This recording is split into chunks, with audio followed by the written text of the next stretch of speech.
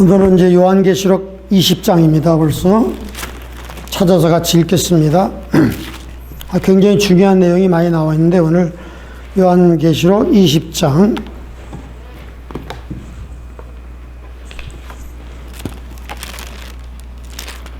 한 절씩 교독하겠습니다. 1절 또 내가 보매 천사가 무저갱 열쇠와 큰 쇠사슬을 그 손에 가지고 하늘로서 내려와서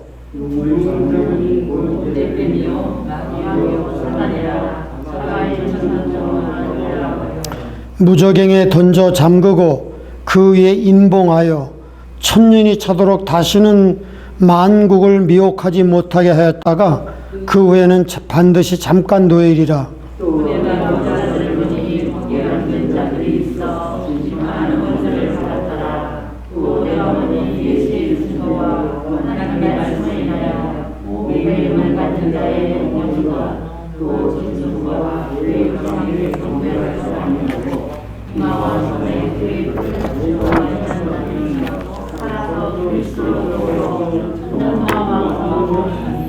오절 그 나머지 죽은 자들은 그 천년이 차기까지 살지 못하더라. 이는 첫째 부활이라. 이 첫째 부활을 청하는 자들은 복이 있고 거룩하다. 둘째 사망이 그들을 다스리는 권세가 있고 그리고 여기 하나님과 천년 동안 그리스도로 왕으로 하리라. 7절 천년이 참에 사탄이 옥에서 놓여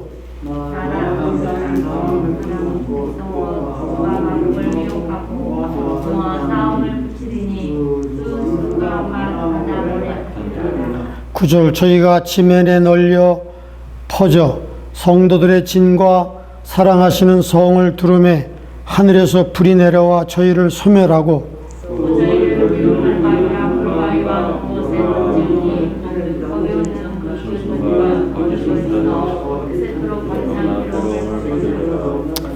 (11절) 또 내가 크고 흰 보좌, 이걸 백보자 심판이라 그래요. 크고 흰 보좌와 그 위에 앉으신 자를 보니 땅과 하늘이 그 앞에서 피하여 간데 없더라. 또 내가 보니 죽은 자들이 무서워하고 또 보좌 앞에 섰는데 그들이 펴 있고 또 다른 빛이 붙었으니 곧 생명수니라. 그 자들이 자기에게 심판을 받으니 바다가 그 가운데서 죽은 자들을 내어주고 또 사망과 음부도 그 가운데서 죽은 자들을 내어주매 각 사람이 자기의 행위대로 심판을 받고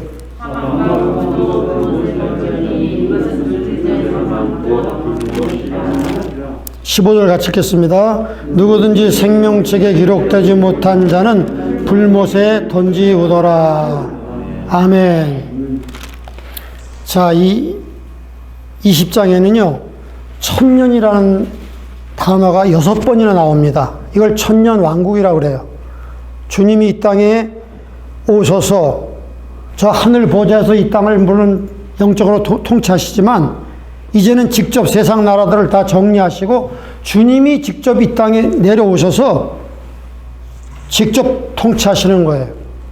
평화의 왕이, 만왕의 왕이.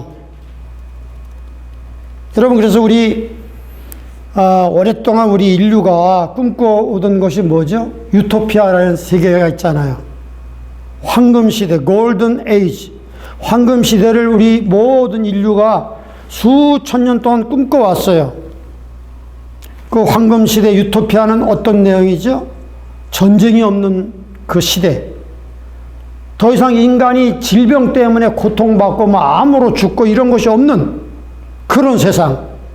더더욱 나아가 공포스러운 죽음이 없는 시대. 더 나아가 더 이상 처절한 빈곤이 없는 거예요. 가난이 없어진 거예요. 그런 유토피아를 많은 사람들이 꿈꿔왔고 또 많은 통치자들이 내가 당선되면, 내가 왕이 되면 이런 나라를 만들리라 라고 그렇게 담대히 얘기했지만 절대로 이런 나라는 이 땅에 이루어진 적이 없었어요. 왜 그럴까요? 두 가지 이유 때문에 그래요. 하나는 불완전한 인간이 통치자가 되면 그런 세계를 만들 수가 없다니까요. 통치자가 불완전한데 어떻게 완전한 세계를 만들 수 있겠어요?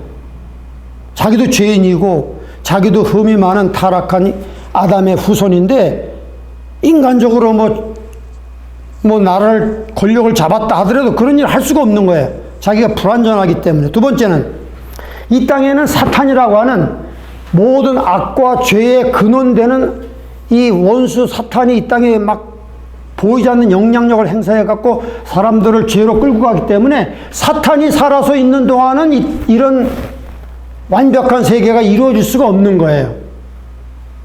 그런데 오늘 우리가 말하는 이 20장에 나오는 천년, 새천년 세계, 주님이 세우시는 이 나라는 이 두 가지가 완벽하게 조건이 갖춰졌기 때문에 가능한. 첫째는 뭐죠?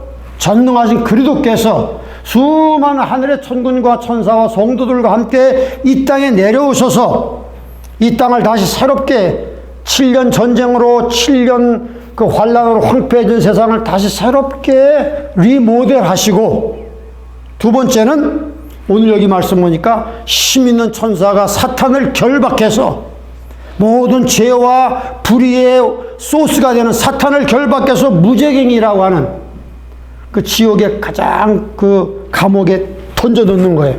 쇠사슬로 결박해서. 그러니까 사탄이 결박하니까 사람들을 속이거나 사람들을 유혹하는 세력이 없어졌으니까 그 세계가 가능한 것이고, 전능하신 하나님께서 직접 통치하시니까 이런 세계가, 이런 유토피아가, 황금시대가 열려지게 되는 것이죠.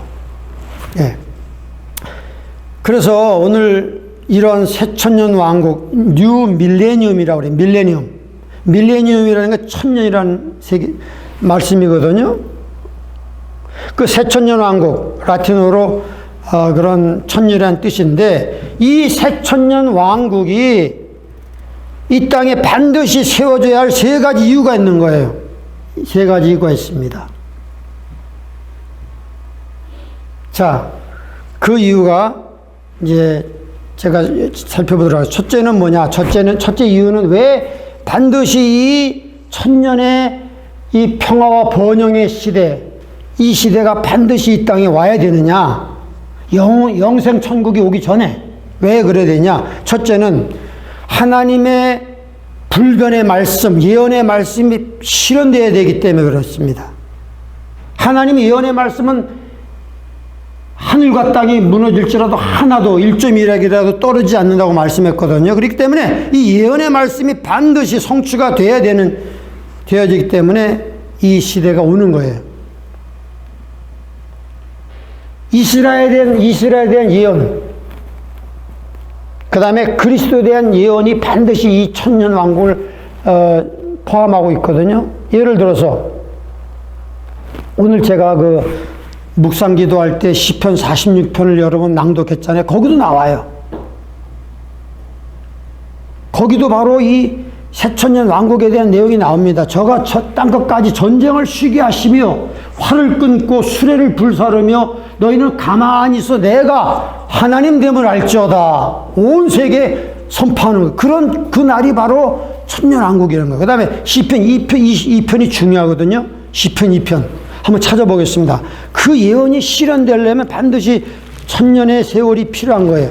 시편 2편 유명한 그 성경 예언이니까 찾아봅시다. 시편이 그냥 시가 아니라 이 예언의 말씀이 포함된 거예요. 자, 2절 시편 2편 보세요. 이걸 다 외우시면 좋은데, 자, 시편 2편 7절을 함께 읽어보겠습니다. 거기에 그 예언이 나옵니다. 시작. 내가 영을 전하노라. 여호와께서 내게 이르시되 너는 내 아들이라. 오늘날 내가 너를 낳았도다. 여기서 말하는 내 아들은 누구죠? 하나님께서 그 아들 예수 그리스도에게 말씀하는 건 너는 내 아들이다. 오늘날 내가 너를 낳았도다. 그 다음에 8절 읽겠습니다. 시작. 내게 구하라. 내가 열방을 유업으로 주리니 내 소유가 땅끝까지 이르려다. 예. 그러니까 예수님의 소유가 땅끝까지 실질적으로 문자적으로 이루어지는 시간이라는 거예요. 하나님이 약속했어요. 네가 구하라. 내가 열방을 너에게 유업으로 주리니 네 소유가 땅끝까지 이르리라. 그 땅끝까지 이르는 그 새천년 시대의 특징은 뭐냐? 9절 읽어보겠습니다. 네가 철장으로 저희를 깨뜨리시며 질그릇같이 부수리라 하시는도다. 여러분, 이 천년왕국은 하나님의 공의가 실현되는 것이에요. 그렇기 때문에 여러분, 물론 이 땅에 들어갈 때는 다 거룩한 분들이 들어가는 거예요. 그죠? 휴거당한 성도님들 주님과 함께 다 이 땅에 재림해서 들어가고, 이 땅에 남아있는 육체를 갖고 있는 이스라엘 백성들의 3분의 1, 모진 환난과 핍박을 살아남은 3분의 1과 그 다음에 뭐 적그리도의 그 짐승의 표를 받지 않고 저 아마존 정글에 들어간다든지 해서 자급자족하면서 어떻게 살아남아 있는 그 육체를 갖고 있는 분들, 그분들이 나중에 이 천년왕국에 들어가는데 그분들은 다 믿음이 있는 분들이에요.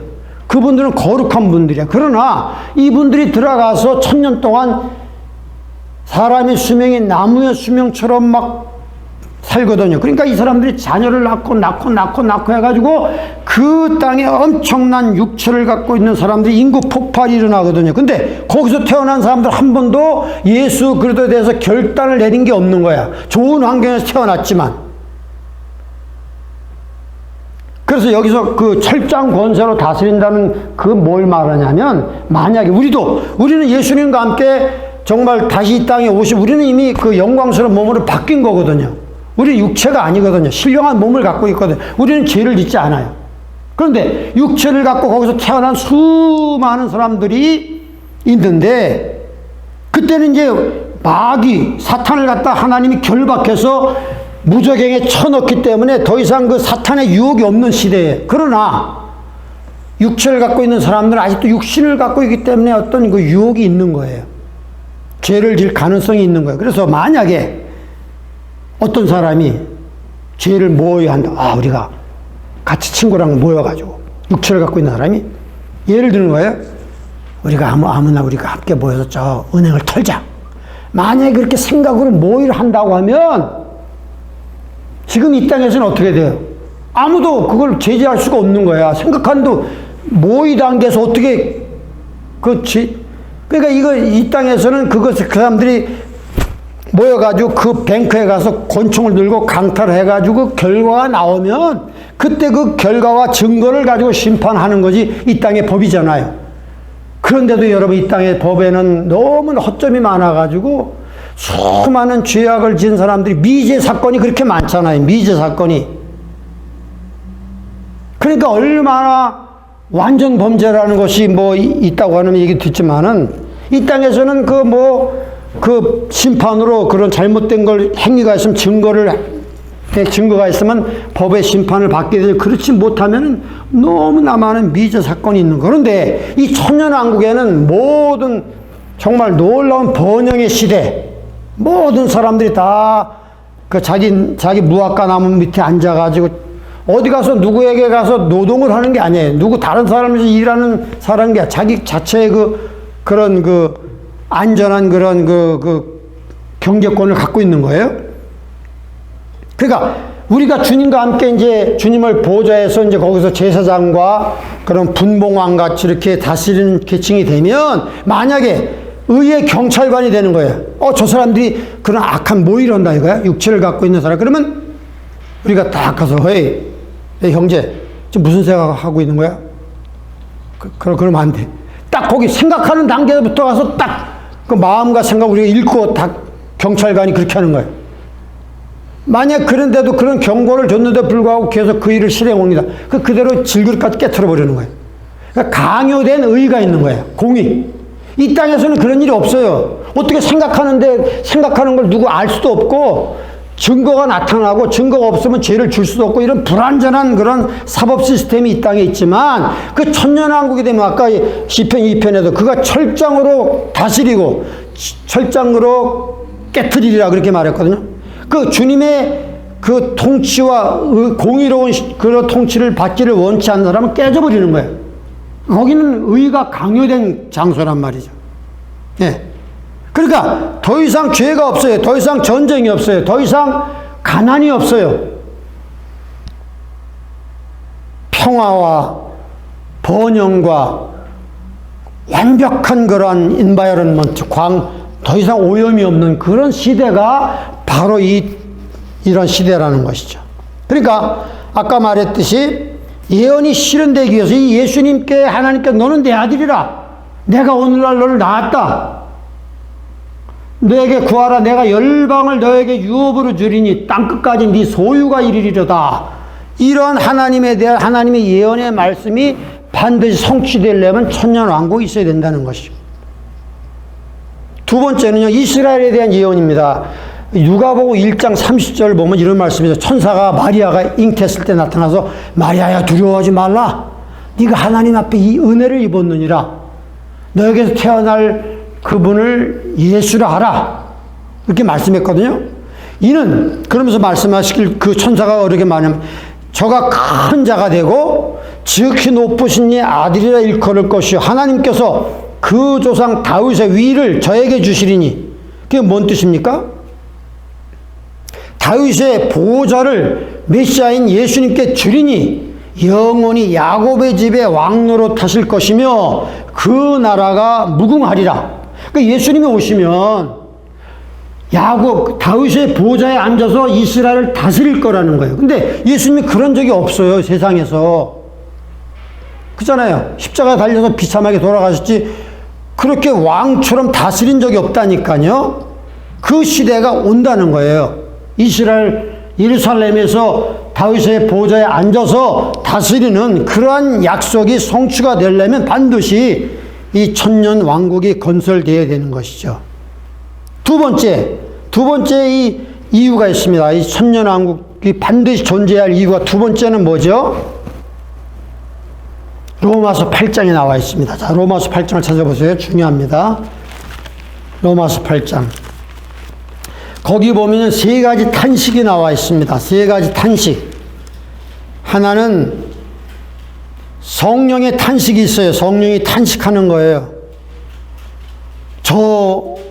성령 받은 저 신자들이 정말 참 믿음 생활 잘 해야 될 텐데 하면서 성령이 말할 수 없는 탄식으로 성도들을 위해서 기도한다는 내용이 나와 있고, 두 번째는 성령을 받은 우리들도, 하나님의 양자가 된 우리들도 탄식하면서 어떻게 내 이 부족한 이 육체를 벗어버리고 신령한 몸을 입을 수 있을까? 우리 몸이 어떻게 되면 완벽한 몸으로, 부활의 몸으로 바뀔 수가 있을까? 더 이상 병이 없고 더 이상 죽음이 없는 이 부활체의 몸으로 예수님처럼 되고 싶다는 간절한 탄식이 있는 거예요. 내가 오늘 아침에도 전화를 받았는데, 제가 이제 옛날 필그림 교회 여기 있거든요. 필그림 교회 제가 협동 목사로 한 3년 있었는데, 거기 양종환 장로님이라고 돌아가셨다고 연락을 받았어요. 제가 거기서 사랑을 많이 받았는데, 지금 거의 그분 80 넘었죠? 지금 이 빵집, 더 베이커리 빵집 하는 그 집사님의 아버님이신데, 그분이 참, 결국은 이 땅에 순례길을 마치고 가셨어요. 이 파킨슨씨 같은 병 걸려 너무 고생하셨는데, 그래서 그 빵집 집사님이 나한테 지난 일주일 전인가요? 우리 아버님이 오래 못 사실 것 같으니까 좀 임종 기도문을 좀 신방할 수는 없고 임종 기도문을 이렇게 녹음해 주자고 보내달라고 내가 했어요. 계속 틀어드리면서, 그러니까 정신이 왔다 갔다 하는 거예요. 정신 있을 땐 들으시고 틀어주고 그렇지 않을 땐 못 틀고 이러는데, 내가 간절히 기도하는 마음으로 그걸 녹음 파일을 해서 보내가지고 이제 했는데, 어제 돌아가셨다고 연락을 받았습니다. 요즘에 이렇게 가족들이 조촐하게 하잖아요. 장례식도 조촐하게 하는데, 여러분, 정말 우리가 이 병에 나이가 먹으면 힘들고 그냥 파킨슨이 걸리고 막 그냥 의식도 오락가락하고 치매 걸리고, 참 이 땅에서는 너무나 안타까운 거예요. 이 질병이 없는 세상을 우리가 꿈꾸는데, 여기 보니까 그렇기 때문에 이 세 가지 탄식이 나오거든요. 로마서 8장에 하나는 성령의 탄식이 있고요. 두 번째는 은혜를 받은 우리도 어서 속히 이 육체의 연약함을 벗어버리고 신령한 몸으로 더 이상 질병과 죽음이 없는 그런 완벽한 몸을 우리 몸의 구속을 기다리느니라. 이게 23절 보니까 이뿐 아니라 우리 곧 성령의 처음 익은 열매를 받은 우리도 속으로 탄식하며 양자될 것 곧 우리 몸의 구속을 기다리느니라. 이게 뭐냐면 부활의 몸을 기다린다는 거예요. 그렇죠? 그 두 번째 탄식이, 세 번째 탄식이 뭐냐? 모든 피조물이 다 탄식하는 거예요. 저 식물계와 동물계와 모든 피조물이 탄식하는 거예요. 어서 하나님의 아들이 나타났으면 좋겠다. 그러면서 뭐라고 말이에요? 여기 20절. 피조물이 21절. 그 바라는 것은 피조물, 동물계와 식물계도 썩어짐의 종노릇한 데서 해방되어 하나님의 자녀들의 영광의 자유에 이르는 것이라. 여러분 지금 동물계를 보세요. 양육 강식이 있잖아요. 여러분 그 다큐멘터리를 봐서 동물의 왕국 보면 너무나 처절한 거야. 사자가 막 숨어 있다가 막 얼룩말이나 그런 걸 막 피를 뜯어먹는 걸 보면 너무나 끔찍한 거예요. 이런 게 왜 생겼습니까? 죄가 들어와서 그런 거거든요. 근데 주님이 이 땅에 오시면 사탄을 결박하고 주님의 나라를 세우시면 다시는 이런 양육 강식이 없는 거예요. 사자가 어린 양과 더불어 풀 먹고, 독사의 구멍에서 어린아이가 장난쳐도 물지 않고, 어린아이가 사자의 그 엄청난 갈기털을 갖고 어린 펫처럼 끌고 막 장난치는 그러한 평화의 나라, 동물계에 저주가 없어지기 때문에 서로 물어뜯고 살인하지 않는 거예요. 양과 염소와 사자와 호랑이 같이 뒹구는 나라, 이게 바로 주님이 창조한 모든 저주가 풀렸을 때의 상태거든요. 그러니까 보세요. 그 피조물들도 허무한데 굴복하는 것은 자기 뜻이 아니고, 그 바라는 것은 피조물도 썩어짐의 종노릇한 데서 해방되어 자유를 누워서 저주가 풀려서 하나님의 자녀들의 영광의 자유에 이르는 것. 22절 같이 읽어보겠습니다. 로마서 8장 22절 시작. 피조물이 다 이제까지 함께 탄식하며 함께 고통하는 것을 우리가 아나니. 여러분 이 우주가 고통하는 거예요. 어서좋게 이 저주가 풀리기를, 어서좋게 사탄이 결박되어서 무적행에 갇히기를, 어서좋게 예수 그리스도 전능하신 하나님 오셔서 직접 통치하시기를. 그래서 여기 성령의 탄식, 성도들의 탄식, 모든 피조물의 탄식이 이루어지는 게 뭐냐? 하나님의 아들들이 나타나기를 간절히 고대하는 거예요. 그렇기 때문에 이런 예언이 실현되려면 반드시 천년왕국이 존재해야만 되는 것이에요. 세 번째, 새천년왕국이 존재할 세 번째 이유가 뭐냐? 우리가 주기도문 하잖아요. 주기도문이 응답되는 그 날이 필요한 거예요. 여러분 어떻게 해요? 하늘에 계신 우리 아버지여, 이름이 거룩히 여김을 받으시며 나라의 임하옵시며. 이게 뭐예요? Thy kingdom come. 하나님 나라가 임하시옵소서. 그렇게 수천 년 동안 모든 성도들이 기도한 것이 응답되는 시간이 바로 이 시간이란 말이에요. 당신의 나라가 임하시옵소서. 영적으로만이 아니라 실질적으로, 문자적으로 천년의 왕국이 이 땅에 오시옵소서라고 수천 년 동안 성도들이 기도한 것이 응답되는 시간이 바로 이 시간이라는 거예요. 자, 그래서 한번 다시 요한계시록 12장, 20장을 가서 읽어보면서 잠깐 제가 여러분 설명을 해드리도록 하겠습니다. 자, 20장. 내가 봄에 천사가 무저갱 열쇠와 큰 쇠사슬을 손에 가지고 하늘로 내려와서 용을 잡으니, 그 용이 누구야? 옛 뱀이요 마귀요 사탄이라 잡아 1000년 동안 결박하여 무저갱에 쳐놓고 인봉하여 만국을 더 이상 속이거나 만국을 더 이상 유혹하지 못하게 딱 해버린다면, 그러니까 이런 시대가 가능한 거예요. 이런 시대가 가능한 거예요. 근데 그것으로 사탄의 그 모든 잡이 끝난 게 아니야. 반드시 또 한 번에 사탄이 해야 할 일이 있어요. 그래서 보니까 3절 마지막에 보니까 그 후에는 반드시 잠깐 노일이라. Satan has job to do. 하나 job이 남아있기 때문에 하나님이 천년 마지막 때 살짝 풀어주는 시간이 있다는 거예요. 그건 좀 이따 읽어보면 알수 있어요. 그 다음에, 자, 여기 보세요. 4절 읽어봅시다. 시작. 또 내가 보호자들을 보니 거기 앉은 자들이 있어 심판하는 권세를 받았더라. 또 내가 보니 예수의 증거와 하나님의 말씀을 인하여 목배임을 받은 자의 영혼들과 또 짐승과 그의 우상에게 경배하지 아니하고 이마와 손에 그의 표를 받지도 아니한 자들이 살아서 그리스도로 더불어 1000년 동안 왕노릇하니. 야, 이게 중요합니다. 5절 요걸 설명할게요. 읽어봅시다. 5절. 그 나머지 죽은 자들은 1000년이 차기까지 살지 못하더라. 이는 첫째 부활이라. 여러분, 첫째 부활이 중요한 거예요. 이 첫째 부활에 우리가 동참해야 됩니다. 여기 요한계시록 20장 보면 새천년 왕국과 첫째 부활의 축복 있잖아요. 근데 여기 후반 읽어보면 둘째 부활도 있어요. 둘째 부활. 여러분, 크게 나눠 두 가지 부활이 있거든요. First resurrection, 첫 번째 부활과 second resurrection, 둘째 부활이 있는데 이 첫째 부활과 둘째 부활 사이에 1000년의 그 시간의 갭이 있다는 거예요. 여러분, 요한복음 5장 24절 보니까 예수님께서 그렇게 말씀했어요. 무덤에 있는 자가 다 그의 음성을 들을 때가 오나니 이때라. 무덤이 그 음성을 듣는 자는 살아나리라. 선한 일을 행한 자는 생명의 부활로 나오고 악한 일을 행한 자는 심판의 부활로 나오리라. 요한복음 5장 24절 예수님 말씀했는데 그 선한 부활, 첫째 부활과 심판의 부활, 둘째 부활 사이에 1000년의 이 1000년 왕국이 시대가 존재한다는 걸 우리가 알아야 됩니다.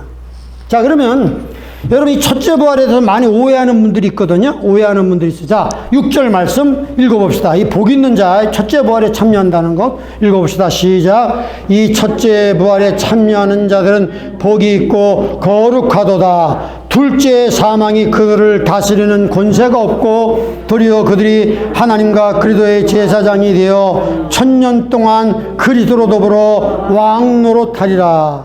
그러니까 우리가 이 첫째 부활에 참여하는 자는 주님을 보호자에서 이 1000년 왕국에서 육체를 가진 사람들을 다스린다니까요. 여러분들이 그 누가복음 읽어보면 그런 말씀이 나오잖아요. 달란트를 잘 장사를 잘한 사람들이 나오잖아요. 문화를. 그러니까 달란트, 이 땅에서 우리가 가진 시간과 물질과 그 기회를 어떻게 주님을 잘 선용한 사람들은 나중에 주님 나라 가서 그리스도의 심판돼서 10고을 권세를 갖고 5고을 권세를 차지하고 1고을 권세를 차지한다는 말이 나와요. 5년간 땅을 기업으로 받는다. 이게 무슨 소리예요? 우리 이해하십니까? 아니, 5년자가 되면 우리가 뭐 하나님 뭐 땅 투기를 한다고 땅을 준다는 거예요. 그게 아니거든요. 1000년 왕국에서 우리가 분봉왕으로 우리 영향력을 행사한다는 뜻이에요. 말이에요. 땅을 기업으로 받는다는 게 뭐 부동산을 준다는 게 아니야, 하나님이. 1000년 왕국에 우리의 상급이 있다는 것이에요. 예? 그러니까, 그렇게 되니까, 예, 여기 보니까, 그리스도와 더불어 1000년 동안 우리는 다스리는 계층이 되는 거예요. 다스리는 계층. 그 다스리는 영향력은 이 땅에 내가 가진 달란트, 시간과 물질과 기회를 얼마나 선용하며 주님을 위해 썼느냐에 따라서 우리 메달의 색깔이 달라져요. 금메달을 받을 것이냐, 은메달을 받을 것이냐, 동메달을 받을 것이 달라지는 거예요. 그렇기 때문에 우리가 주님을 위해서 수고하고 희생하는 거죠. 첫째 부활에 영광스럽게 참여하기 위해서. 자, 그런데 저도 옛날에는 첫째 부활은 어떤 한 시점을 말하는 게 아닌가 이렇게 생각했는데요. 성경을 계속 연구해 보니까 이건 한 시점이 아니에요. 하나의 첫째 부활이라는 퍼레이드가 이렇게 가고 있는데 몇 번에 걸쳐서 그 첫째 부활에 동참하는 그 시간이 있는 거예요. 자, 제가 설명해요. 제가 칠판 있으면 좋은데 칠판을 쓰지 못해서 미안합니다. 자, 첫째 부활에 참여 첫 번째 누구냐면 부활의 첫 열매인 예수님이 첫째 부활이에요. 그죠? 예수님이 부활의 첫 열매죠. 무덤에서 사흘 만에 부활해갖고 주님이 올라가셨잖아요. 그러니까 첫째 부활은 예수 그리스도를 그 필두로 시작하는 거예요. 두 번째 커다란 첫째 부활에 동참하는 자는 데살로니가전서 4장 하나님이 큰 나팔과 천사장의 소리로 주님이 공중 강림하실 때 죽어있는 자들이, 예수님 안에 잠자는 자들이 먼저 일어나고, 두 번째 첫째 부활에 참여하는 자는 예수를 믿고 잠자는 자들, 2000년 동안에 예수를 믿고, 성경은 죽은 걸 잠잔다고 그랬거든요. 그분들이 깨어나는 거예요. 데살로니가전서 4장 보니까, 4장 16절 보니까 그리스도 안에서 잠자는 자들이 먼저 부활하고, 두 번째 부활입니다. 첫째 부활이 참. 세 번째는 그 다음에 살아있는 우리들도 호련히 변하여 공중으로 끌어올려 쉬고 주님을 만나게 하시리니, 이렇게 나왔거든요. 그러니까 세 번째 그룹은 뭐냐? 살아있는 우리들. 살아있는 우리가 예수님을 믿고 거듭나서 신부로 자신을 준비하는 우리가 죽음을 보지 않고 호련히 변화하여 공중으로 끌어올리는 거예요. 이게 세 번째 부활, 세 번째 그룹의 사람들이 찬양하는 거예요. 네 번째 그룹이 있어요. 어떤 그룹이죠? 7년 대환란 동안에 순교한 크리스찬들이 있을 거 아닙니까? 이제 목배임을, 여기 보니까 목배임을 받은 영혼들, 7년 동안에 그 환란 기간 동안 적그리스도의 그 짐승의 표를 받지 않고 죽으면 죽으리라 하고 믿음을 지키고 순교를 자리에 나아간 수많은 사람들이 살아서, 여기 보니까 20장 2절 보니까 주님 때문에 목배임을 받은 영혼들이 또 짐승의 우상에게 경배하지도 않고 표를 받지도 않은 자들이 살아서 그리스도로 더불어 1000년 동안 왕노릇한, 이것이 바로 네 번째 부활, 네 번째 순서입니다. 첫째는 다시 한번 복습합니다. 이 첫째 부활이라는 것은 하나의 퍼레이드로 나가는 것인데, 예수 그리스도가 부활의 첫 열매로 첫 번째 참여하고, 두 번째는 대대적인 그 추수 부활이 있는데, 데살로니가전서에 예수님 안에 2000년 동안 예수님 믿고 잠자던 성도들이 있을 거 아니에요. 죽은 성도들이 먼저 부활합니다. 두 번째 그룹. 세 번째는 살아있는 우리가 호련히 변화하여 공중으로 끌어올립니다. 세 번째 그룹. 네 번째는 이제 7년 환란 동안에 뒤늦게라도 예수를 믿고 좀 죽으면 죽으리라 하고 순교를 받은, 목배임을 받은 그 성도들이 다시 살아서 부활하는 것입니다. 예. 이렇게 네 그룹이 다 포함해서 첫째 부활이라는 이 퍼레이드에 동참하는 거예요. 이것을 끝나냐? 한 그룹이 더 있습니다. 다섯 번째. 어떤 그룹일까요? 구약의 성도들이 있어요. 구약의 성도들. 여러분, 구약의 성도들 누가 있죠? 다윗도 있고 아브라함도 있을 거 아니에요. 그분들은 천국에 갔을까요? 못 갔을까요? 그분들은 여러분 성경 말씀 잘 보여주기 굉장히 중요한 말입니다. 누가복음 16장 가보니까 예수께서 말씀하시기를, 음부라고 하는 곳이, 음부, 죽은 사람이 어디로 갑니까? 음부에 갑니다. 음부가 근데 두 칸으로 되어 있어요. 쉬는 장소가 있고 고통받는 장소가 있단 말이에요. 보통 지옥이라고 말하지만 엄격한 의미에서 지옥은 아니고요. 음부라고 하는 것에 믿지 않는 영혼들은 그 고통받는 곳으로 떨어지는 거예요. 그러나 구약의 성도들은 어디로 갔느냐? 아브라함의 품이라고 하는 그 좋은 장소, 그 음부의 다른 한켠에 간 거예요. 아브라함의 품이라고 하는. 거기서 쉬고 있는 거야. 언제까지? 메시아가 와서 피를 흘려주지 않았기 때문에 그 구약의 성도들은 천국에 갈 수가 없는 거야. 거기서 그냥 쉬고 있는 거야. 아브라함의 품에서. 그런데 여기 성경 말씀, 예수님께서 십자가에 달린 다음에 그 음부로 내려가셔서 그 성도들에게 자기의 손과 발에 피를 보여주면서 메시아가 왔다, 너가 기다리는 내가 메시아다라면서 선포하는 거예요. 그래서 거기서 예수를 믿게 되는 거죠. 근데 중요한 것은 두 가지 설이 있어요. 그러면 구약의 성도들은 첫째 부활에 동참하는데, 예수님이 음부에 가서 설표했으니까. 근데 그분들이 언제 그럼 부활할 것이냐? 마지막에 다섯 번째 그룹. 그러니까 천년왕국이 시작되거나 천년왕국 중에 이 구약의 성도들이 부활한다는 거예요. 그래서 다섯 번의 그룹들이 포함해서 첫째 그룹이 되는, 첫째 부활에 동참하는. 왜 구약의 성도들이 먼저 가지 않았을까요? 예수님께서 세례 요한에게 말했어요. 여자가 낳은 중에 세례 요한보다 큰 자가 없다. 구약에 수많은 위인들이 있었지만 세례 요한이 제일 큰 자다. 그러나 천국에서는 교회의 사람은 이 세례 요한보다 크다고 그랬거든요.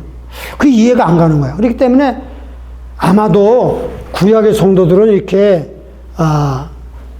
예수님이 부활의 첫 열매, 그 다음에 예수님 안에 죽은 성도들이 부활하고 살아있는 사람들이 휴거당하고, 그 다음에 환란 기간 동안에 목배임 받은 순교자들이 부활하고, 다섯 번째로서 그 천년왕국이 시작되거나 그 중간에 이 구약의 성도들이 부활할 것이 아닌가, 이렇게 우리가 추측을 하고 있습니다. 이런 게 다 포함해서 첫째 부활에 참여하는 자들이 복이 있는 거예요.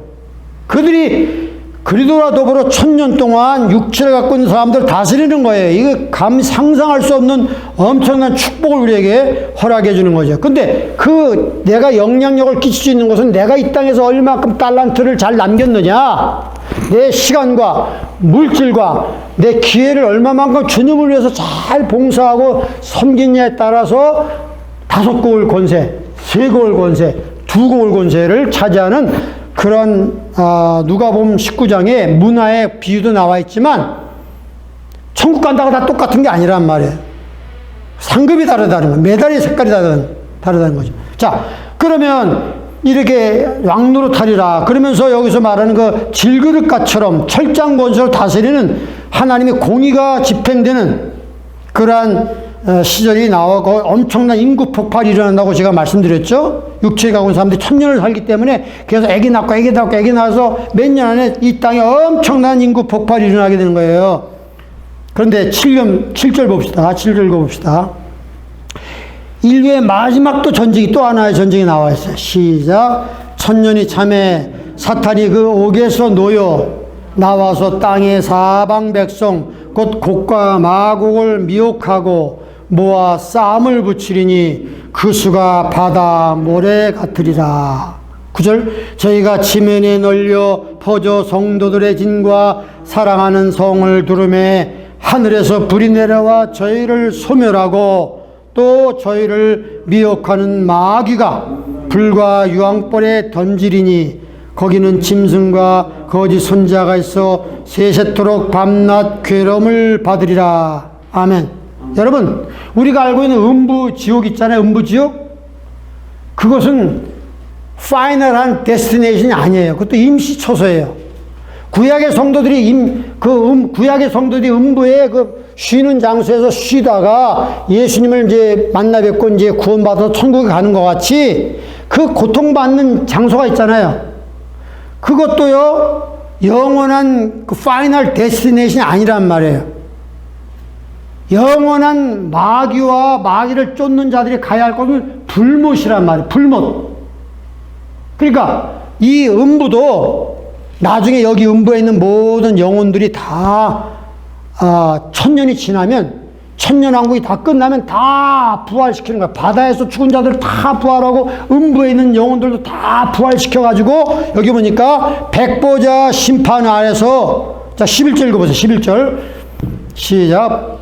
또 내가 크고 신 보좌와 그 위에 앉으신 자를 보니 땅과 하늘이 그 앞에서 피하여 간 데 없더라. 네. 여기에서 모든 그 음부에 있는 구원받지 못한 영혼들이 다 이제 그 죽은 자를 다 이렇게 부활시키는 거예요. 그래갖고 두 번째 심판, 희고 큰 백보자 심판 앞에서 이제 영원한 정죄를 받는 심판을 받게 되는 거예요. 그래서 보세요. 여기 보니까 13절 바다와 그 가운데 죽은 자들이 시체를 내어주고 사망과 음부도 그 파이널 데스티네이션이 아니란 말이에요. 음부도 그 가운데 죽은 자들을 내어주매 각 사람이 자기 행위대로 심판을 받고 어디에 사망과 음부도 불못이 여기 파이널 데스티네이션이에요. 마귀와 마귀를 따르는 그 악인들이 가야 할 최종 목적지가 불못이란 말이에요. 다른 말로 말하면 바깥 어두운 장소예요. 이것이 둘째 사망 곧 불못이라. 누구든지 생명책에 기록되지 못한 자는 불못에 던지우더라. 그러니까 불못, 여러분 성경이 말하는 불못이 뭐냐면 lake of fire, lake of fire. 그 다음에 바깥 어두운 곳에, 여러분 생각할 때 그 지옥이란 말이죠. 지옥이 막 불이 막 붙고 막 그런 데서 막 어떤 할리우드 같은 영화를 보면 거기 빠진 사람들 서로 대화하면서 뭐 어쩌고저쩌고 하는 게 나오는데, 여러분 그건 지옥이 참 불못이 아니에요. 정말 불못은 아주 어두운 곳이야. 어두운 곳. 바깥 어두운 곳이라고 말씀했어요. 여러분 아십니까? 이 불 있잖아요. 불이 색깔이 다 달라요. 처음에 우리가 가스불을 켤 때 처음엔 뭐 분홍빛 같은 빨간 빛이 나오잖아요. 근데 이거 더 세지면 뭐가 나오죠? 파란 불꽃이 나오잖아요. 그 더 용광로처럼 세지면 하얀 불꽃이 된대요. 학자들의 의견에 의하면 이 온도가 아주 몇 천도 되면 까매진다는 거예요, 색깔이. 그런 불꽃이 있다는 거예요. 그러니까 이 바깥 어두운 장소라는 것은요, 이 불못에 사탄도 최종 거기에 떨어지게 되는데, 거기에 이제 백보자 심판을 받고 하나님의 정죄를 받아 거기에 다 떨어지는데, 그 어두운 곳이에요. 근데 불길이 엄청 뜨거운 것이야. 그러니까 뭐 누가 뭐 어디 이런 영화에서 말하듯이 뭐 이렇게 뜨거운 데서 뭐 하면서 서로 얘기하고 그런 데가 아니라면, 아무도 손가락도 안 보이는 깜깜한 곳이란 말이에요. 근데 엄청나게 뜨거운 곳이란 말이에요. 불의 색깔에 따라, 온도에 따라 그렇게 바뀐다고 그런 얘기를 제가 들었거든요. 자, 그래서 이것이 바로 마지막 종착역이 되는 것이죠. 둘째 사망이 바로 거기에 들어가는 거예요. 그런데 여러분 중요한 것은, 그럼 왜 하나님께서는 그 행위를 녹을 기록된 걸 가지고 여기서 심판하시느냐? 여러분, 그 지옥의 심판을 받는 것도요, 그 경중이 다릅니다. 경중이 달라요. 물론 지옥 가는 것, 불못에 떨어지는 것 자체가 큰 적이지만은 그 중에서도 더 심한 벌을 받는 사람이 있고 좀 덜 심한 벌을 받는 사람이 있어요. 그것 때문에 하나님이 심판하시는 거예요. 정도가 있는 거예요. 여러분 찾아봅시다. 잘 생각해 봐야 돼. 마태복음 11장 보면 예수님께서 말씀하셨거든요. 마태복음 11장 보면 심판에도요, 그 벌도요, 좀 정도가 차이가 있다는 걸 알 수가 있어요. 마태복음 11장 봅시다. 그렇기 때문에 그 예수님이 거기서 심판을 마지막 행하시는 거예요. 그 차이를 좀 나눠주기 위해서. 11장.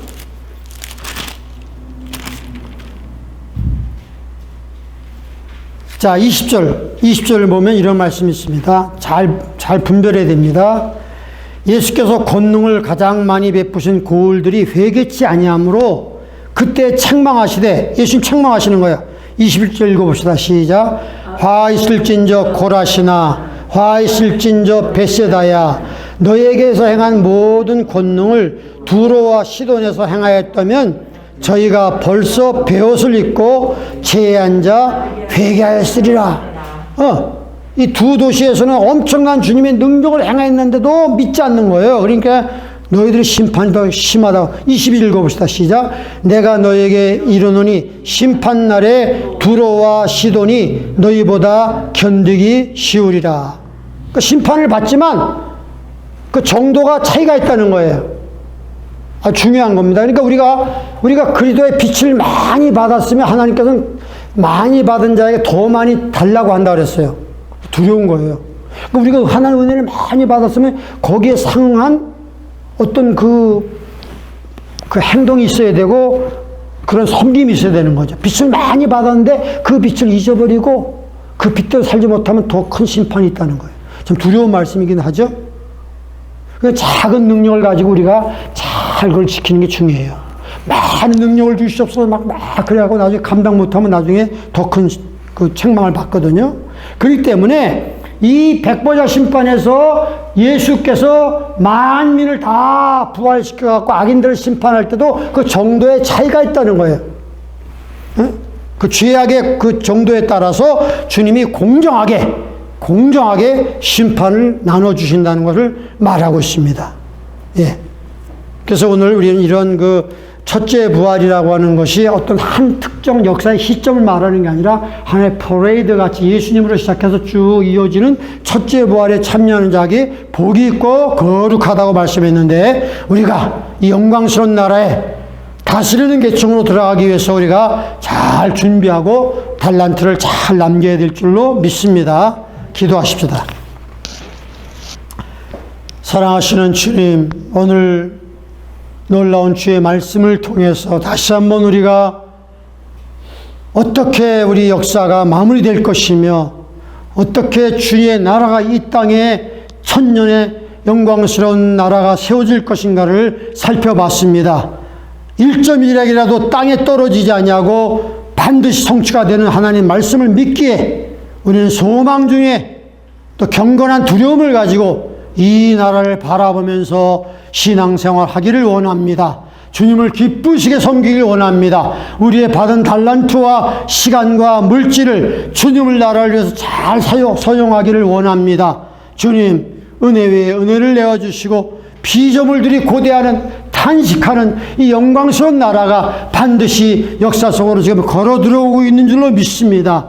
우리가 이 영광스러운 나라에 우리 몸의 구속을 바라보며 탄식하며 간절히 기다리는 우리 모든 소망의 성도들 될 수 있도록 축복해 주옵소서. 예수님의 이름 받들어 기도하옵나이다. 아멘.